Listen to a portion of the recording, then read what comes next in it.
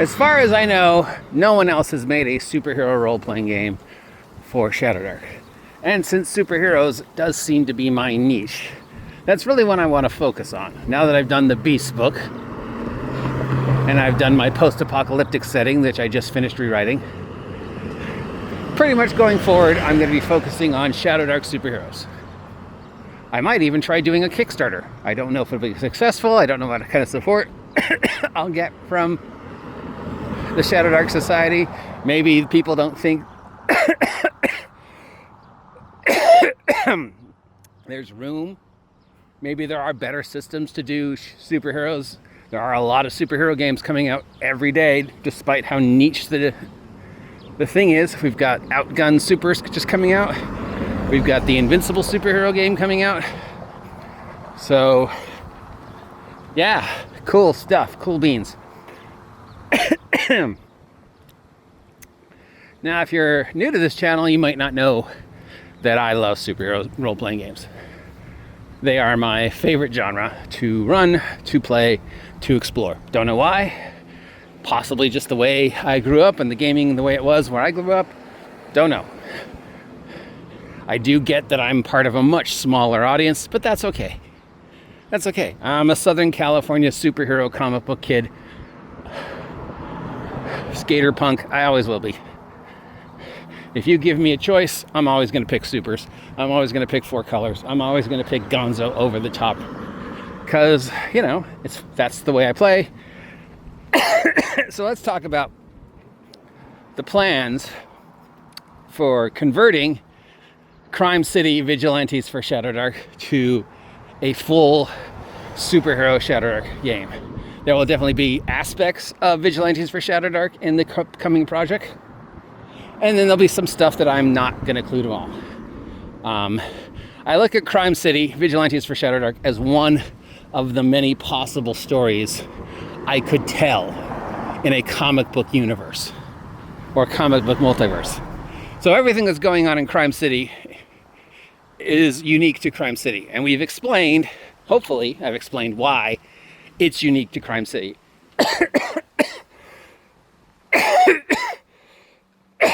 Excuse me. Something stuck in my throat, God. I touched on it when I was writing Wretched Vigilantes and the follow-up books for Wretched Vigilantes.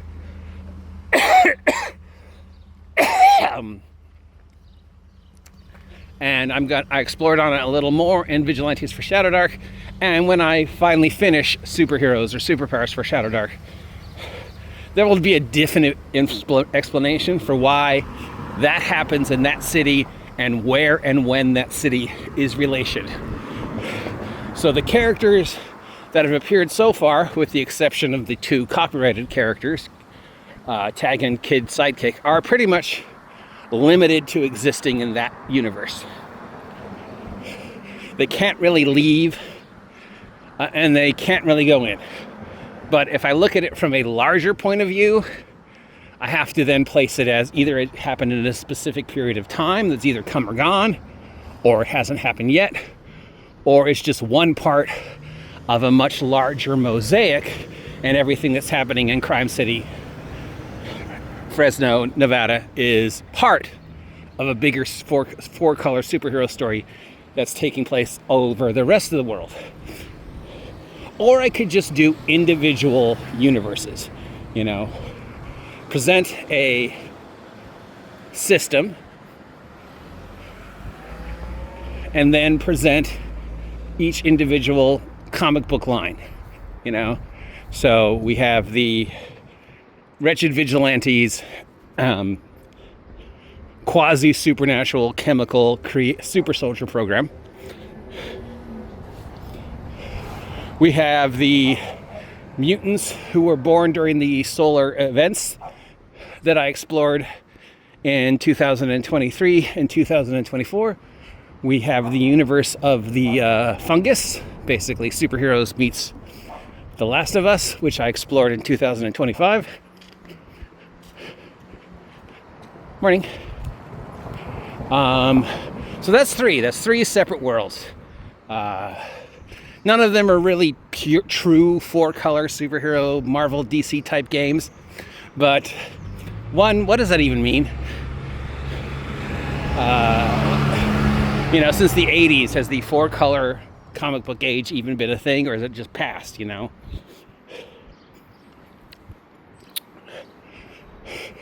Now, I have these 3 separate stories, and I could do a 4th as the cornerstones for what the system could do, exploring each, storyline. Vigilantes for Shadowdark definitely explores a more low-key, low-power, gritty, pulp-style Watchmen. Everybody has a similar origin. All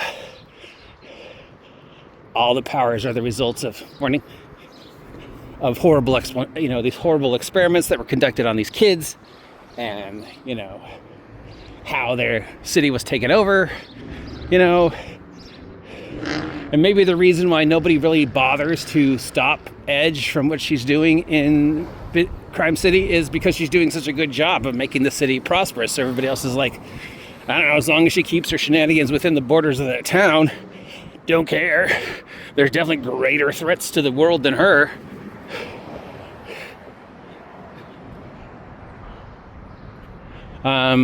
It's something to explore if I go that way, which I think makes more sense, because the Solar-born mutants, which I have to rewrite, is definitely more of a 1980s X-Men setting with the haves and has-nots, and how all these mutations were sprung up by solar events which were actually happened.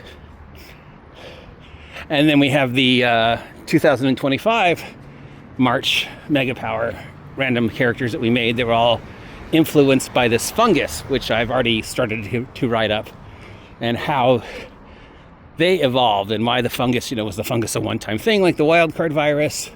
Will there be new ones? Is there a negative effect to the fungus? And that seems to be more of a,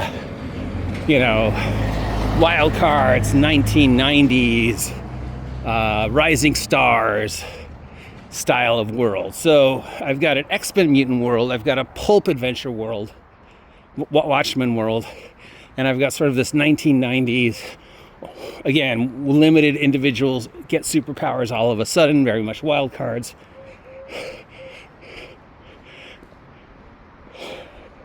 So I don't have a 4-color world. And I don't know if Shadowdark needs a 4-color superhero world, because Shadowdark isn't really a 4-color system. In order to emulate superheroes, I've already had to tweak Shadowdark a little, which thankfully Shadowdark is very easy to tweak.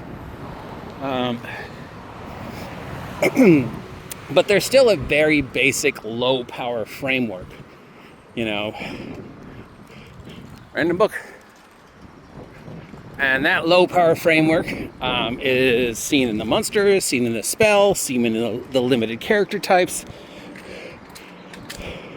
Now you take that grim, dark, low power shadow punk style and you apply it to, pulp action, perfect. You apply it to 1980s X-Men, again, perfect. You apply it to 1990 wild cards, IRL type supers, perfect. But in a 2025 4-color world, where I have to explain things like tech and drones and government super soldier programs, and where does a superhero game written for today's audience set its timeline? Can you have a 4-color comic book universe that works in 2025 planet Earth? Or is just the concept ridiculous in today's day and age? And you kind of have to place superheroes either in a fantastical past or a fantastical future. Now, already moving on to the system, I've got a tangible system that I can work with, and I'm stretching the bonds. And when I finish the rewrite, it's gonna resemble closer to the spells in Shadowdark. So again, it won't be really 4-color. Because, the most powerful spell in Shadowdark, I think, does 4d6 or just drops your hit points by half or stuff like that. So I have to look at the mechanics from a comic book point of view and reskin them. So things like, supersonic flight and punching somebody through buildings and stuff like that. Kelsey didn't even really cover that because she didn't have to. It probably never crossed her mind when she was designing Shadowdark that somebody might want to use it to exemplify superhuman combat. And what happens when you punch somebody through a building with 25 strength? How far can I throw that rock? The Shadowdark rules for weight and distance are pretty nebulous, which are either really perfect for superheroes, because how far can you fly? Far. How much can you lift? Well, when weight is divided in gear slots, how much you can lift is completely different than pounds. As long as you can fit it within your 10 gear slots, you can lift a piano. You can lift a car. As long as the car doesn't take up more than 10 gear slots, right? There's a lot of really heavy things I could fit within 10 gear slots, which sort of makes superhero physics pointless. Because weight doesn't matter. It's in Shadowdark. It's how many gear slots worth of stuff can I carry? And if it's big, it takes up more than one gear slot. Well, a safe would only take up, 5, 6 gear slots, and it's pretty heavy, but it only takes up 5 gear slots, so I can carry it. That's things I had to think about. And I glazed over it in Vigilantes, but I really need to, get into the nuts and bolts. Now, thankfully, the framework has already been presented to me by Victor with Blacklight, and I'm playing with that framework right now for the Cryptids supplement I'm working on.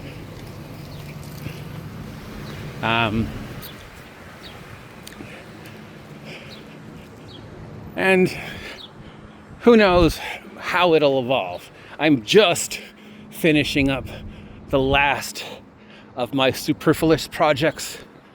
And then once those are finished, I've got one, I'm definitely focusing on supers. But I'd also like to explore some of the spells that are missing from Shadowdark, unless somebody's already done that. But I don't think I need to make a Shadowdark fantasy setting. I don't think I need to make a fantasy setting at all. Any fantasy setting I've wanted to play has already been made. For me, I've found my perfect world. Howdy. So I don't see any reason for me to make a fantasy world. I could, make little teeny 3-page zines explaining how specific things in my world are different than maybe typical fantasy, like the fact that gnomes are evil in my world. But again, I stole that idea. That's blatantly taken from the world of Freeport and the gnomes in the world of Freeport. Or that my kobolds are rat people instead of lizard dog people. And again, I stole that. That's not original. That's literally the Skaven from Warhammer. Because at some point in time, I decided that's what I wanted my kobolds to look like. Little teeny rat people who fought with stuff they found in trash cans. Because that was their sign. And to a kobold, to something the size of a toddler, things that you would find in a kitchen become weapons and armor. And I always liked that. And I always liked the secret of Nim. So my kobolds have been rat folks for at least 25, 30 years. So I don't have anything new to present to fantasy. Sidebar, there is nothing new. I don't care how unique you think your fantasy game is. It's not. It's been done.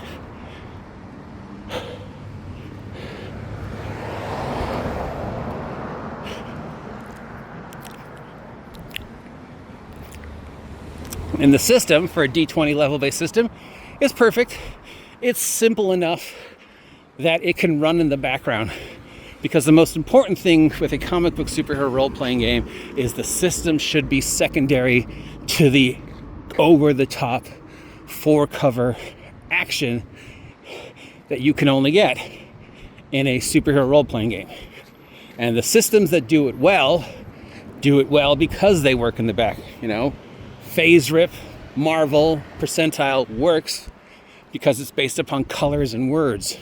And that is less important than how those are presented. Villains and Vigilantes works because the system, as ridiculous as it is written in such a way that a Superman class character and a Batman class character both work well together. Neither really breaks the game, and both can be portrayed in a very cinematic, theater of the mind style way because the mechanics work in the background. So that's a selling point for me, is that the mechanics of Vigilantes, of Shadowdark, will work in the background. They're simple enough, they're fluid enough, they're open-ended enough, they're reskinnable enough that I can constantly just tweak them. I can have one system and then constantly just tweak that for the specific genres. I can have one system and constantly just tweak the classes and the spells and the powers to fit the power level, to fit the genre, to fit the universe, which is why I'm more likely just to present the core rules and the four separate worlds as, individual comic book worlds that you could use, or you can ignore those and make your own. So there you go. That is the plan for Superpowers for Shadowdark. I want to be the Shadowdark superhero guy. So I've already, put my feet on the island and planted my flag with Vigilantes for Shadowdark, but I can't be complacent because there's a bunch of other people out there who want to make Shadowdark stuff. And by me even saying this, I'm tossing it out there and I'm challenging somebody else to make a Shadowdark superhero system before I finish mine. So not only do I have to be the first, I have to be the best, or one of the best. So when you have choices of which Shadowdark superhero system you're going to go to, you're going to go to mine. So this is me declaring the future plans for the Fresno, Nevada, Seth gear and ammo universe in relations to superheroes. I finished the rewrite of the Waffle Apocalypse book. I'm almost done with my Cryptids for Shadowdark book because people said they wanted to see that. And the forthcoming, possibly my very first Kickstarter, is it's already percolating, but it's definitely gonna be my focus starting in June. So if you have any ideas of things you'd like to see, things you'd like to change, let me know. Till next time, I'm the OG GM, and that's it for today.